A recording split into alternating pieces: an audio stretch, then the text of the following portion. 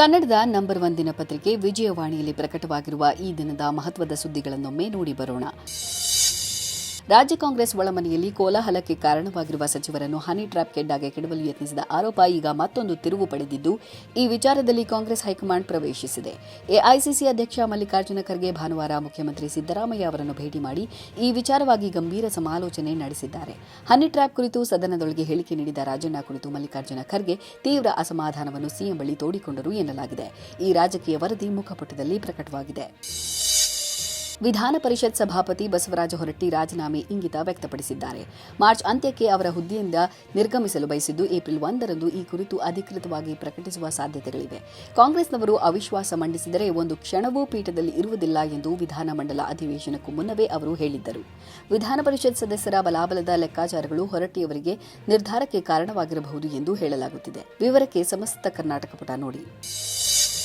ಕರ್ನಾಟಕ ಸರ್ಕಾರ ಧರ್ಮದ ಆಧಾರದ ಮೇಲೆ ಮುಸ್ಲಿಮರಿಗೆ ಗುತ್ತಿಗೆ ಕಾಮಗಾರಿಗಳಲ್ಲಿ ಮೀಸಲು ಸೌಲಭ್ಯ ಕಲ್ಪಿಸಲು ವಿಧೇಯಕ ಅಂಗೀಕರಿಸಿರುವುದು ಸಂವಿಧಾನ ಬಾಹಿರ ನಡೆಯಾಗಿದೆ. ಇಂತಹ ತೀರ್ಮಾನಗಳ ಮೂಲಕ ಸಂವಿಧಾನ ರಚನಾಕಾರರ ಆಶಯಕ್ಕೆ ವಿರುದ್ಧವಾಗಿ ನಡೆದುಕೊಂಡಂತಾಗುತ್ತದೆ ಎಂದು ರಾಷ್ಟ್ರೀಯ ಸ್ವಯಂ ಸೇವಕ ಸಂಘದ ಸಹ ಕಾರ್ಯವಾಹ ದತ್ತಾತ್ರೇಯ ಹೊಸಬಾಳೆ ಎಚ್ಚರಿಸಿದ್ದಾರೆ. ವಕ್ಫ್ ಕಾಯ್ದೆ ರದ್ದತಿ ವಿಚಾರವಾಗಿ ಹಿಂದೂ ಸಂಘಟನೆಗಳ ಬೇಡಿಕೆ ಕುರಿತು ಪ್ರತಿಕ್ರಿಯಿಸಿದ ಅವರು, ಈ ಸಮಸ್ಯೆಯನ್ನು ಕೇಂದ್ರ ಸರ್ಕಾರ ಪರಿಹರಿಸಲಿ ಎಂದಿದ್ದಾರೆ. ವಿವರಕ್ಕೆ ಮುಖಪುಟ ವರದಿ ಓದಿ. ವಿಧಾನಸಭೆಯಿಂದ ಪಕ್ಷದ 18 ಶಾಸಕರನ್ನು ಅಮಾನತು ಮಾಡಿ 6 ತಿಂಗಳು ನಿಷೇಧಿಸಿದ ಸ್ಪೀಕರ್ ಯುಟಿ ಖಾದರ್ ಆದೇಶಕ್ಕೆ ಪ್ರತಿಯಾಗಿ ಅಸಹಕಾರ ಚಳವಳಿ ಹೂಡಲು ಪ್ರತಿಪಕ್ಷ ಬಿಜೆಪಿ ಚಿಂತನೆ ನಡೆಸಿದೆ.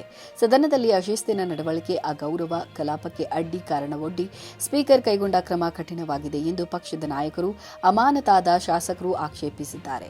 ನಿಯಮಬಾಹಿರ ಕ್ರಮ ಪ್ರಶ್ನಿಸಿ ಕೋರ್ಟ್ ಮೊರೆ ಹೋಗಲು ಬಿಜೆಪಿಗೆ ಅವಕಾಶ ಇದೆ ಎಂದು ಸಂಸದ ಮಾಜಿ ಸಭಾಪತಿ ವಿಶ್ವೇಶ್ವರ ಹೆಗಡೆ ಈಗಾಗಲೇ ಸಲಹೆ ನೀಡಿದ್ದಾರೆ. ವಿವರದ ವರದಿ ಸಮಸ್ತ ಕರ್ನಾಟಕ ಪುಟದಲ್ಲಿದೆ. ಮಾರ್ಚ್ 24 ವಿಶ್ವ ಕ್ಷಯ ದಿನ. ಬದ್ಧತೆ, ಹೂಡಿಕೆ, ವಿತರಣೆ ಮೂಲಕ ನಾವು ಕ್ಷಯವನ್ನು ಕೊನೆಗಳಿಸಬಹುದು ಎಂಬ ಘೋಷವಾಕ್ಯದೊಂದಿಗೆ ಈ ದಿನ ಆಚರಿಸಲಾಗುತ್ತಿದೆ. ಕ್ಷಯ ನಿರ್ಮೂಲನೆ ಸಂಬಂಧ ಕೇಂದ್ರ ಸರ್ಕಾರದ ಕಾರ್ಯತಂತ್ರಕ್ಕೆ ಪೂರಕವಾಗಿ ರಾಜ್ಯ ಸರ್ಕಾರ ಕ್ಷಯಮುಕ್ತ ಕರ್ನಾಟಕ ಕಾರ್ಯತಂತ್ರ ರೂಪಿಸಿದ್ದು, ಕ್ಷಯ ರೋಗ ನಿಯಂತ್ರಣ ಕಾರ್ಯದಲ್ಲಿ ದಕ್ಷಿಣ ರಾಜ್ಯಗಳ ಪೈಕಿ ಕರ್ನಾಟಕ 2ನೇ ಸ್ಥಾನದಲ್ಲಿದೆ. ಕೇರಳ ಮೊದಲ ಸ್ಥಾನ ಪಡೆದುಕೊಂಡಿದೆ.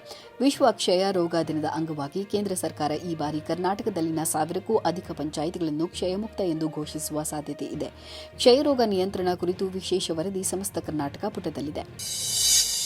ಅಂತಾರಾಷ್ಟ್ರೀಯ ಮಹಿಳಾ ದಿನದ ನಿಮಿತ್ತ ಮಾರ್ಚ್ 24ರ ಬೆಳಗ್ಗೆ 10:30ಕ್ಕೆ 3,000 ಗರ್ಭಿಣಿಯರಿಗೆ ಸಾಮೂಹಿಕವಾಗಿ ಸೀಮಂತ ಕಾರ್ಯಕ್ರಮ ನಡೆಯಲಿದೆ. ಇದು ರಾಜ್ಯದಲ್ಲೇ ಪ್ರಥಮವಾಗಿದ್ದು, 26ರಂದು ಬಳ್ಳಾರಿಯಲ್ಲಿ ಕಾರ್ಯಕ್ರಮ ಮಾಡುತ್ತಿದ್ದೇವೆ ಎಂದು ಮಕ್ಕಳ ಮತ್ತು ಅಭಿವೃದ್ಧಿ ಖಾತೆ ಸಚಿವೆ ಲಕ್ಷ್ಮೀ ಹೆಬ್ಬಾಳ್ಕರ್ ಹೇಳಿದ್ದಾರೆ. ಗರ್ಭಿಣಿಯರಿಗೆ ಉಡಿ ತುಂಬಿ ಹೋಳಿಗೆ ಊಟ ಹಾಕುತ್ತಿದ್ದೇವೆ ಎಂದು ಅವರು ಮಾಹಿತಿ ನೀಡಿದರು. ವಿವರಕ್ಕೆ ಸಮಸ್ತ ಕರ್ನಾಟಕ ಪುಟ ನೋಡಿ.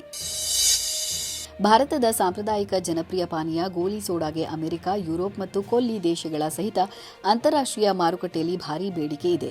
ಗೋಲಿ ಪಾಪ್ ಸೋಡಾ ಎಂದು ಮರುನಾಮಕರಣ ಮಾಡಲಾದ ಗೋಲಿ ಸೋಡಾವನ್ನು ನಿರಂತರವಾಗಿ ಸರಬರಾಜು ಮಾಡುವ ಬಗ್ಗೆ ಫೇರ್ ಎಕ್ಸ್ಪೋರ್ಟ್ ಜೊತೆ ಲೂಲು ಹೈಪರ್ ಮಾರ್ಕೆಟ್ ಮಹತ್ವದ ಪಾಲುದಾರಿಕೆ ಒಪ್ಪಂದ ಮಾಡಿಕೊಂಡಿದೆ ಎಂದು ವಾಣಿಜ್ಯ ಸಚಿವಾಲಯದ ಕೃಷಿ ಮತ್ತು ಸಂಸ್ಕರಿತ ಆಹಾರ ಉತ್ಪನ್ನಗಳ ಅಭಿವೃದ್ಧಿ ಪ್ರಾಧಿಕಾರ ಹೇಳಿದೆ.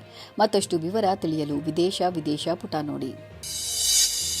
ದೆಹಲಿ ಹೈಕೋರ್ಟ್ ನ್ಯಾಯಮೂರ್ತಿ ಯಶವಂತ್ ವರ್ಮಾ ಮನೆಯಲ್ಲಿ ನಗದು ಪತ್ತೆಯಾದ ಕಾರಣಕ್ಕೆ ಸಂಬಂಧಿಸಿದಂತೆ ಹೈಕೋರ್ಟ್ ಮುಖ್ಯ ನ್ಯಾಯಮೂರ್ತಿ ಡಿಕೆ ಉಪಾಧ್ಯಾಯ ಅವರು supreme court CJI Sanjeev Khanna ಅವರಿಗೆ ವಿಡಿಯೋ ಸಹಿತ ವಿವರವಾದ ವರದಿ ಸಲ್ಲಿಸಿದ್ದಾರೆ. ವರದಿ ಸಲ್ಲಿಕೆ ಬಳಿಕ ಪ್ರಕರಣದ ತನಿಖೆಗೆ 3 ಸದಸ್ಯರ ಸಮಿತಿ ರಚಿಸಲಾಗಿದೆ.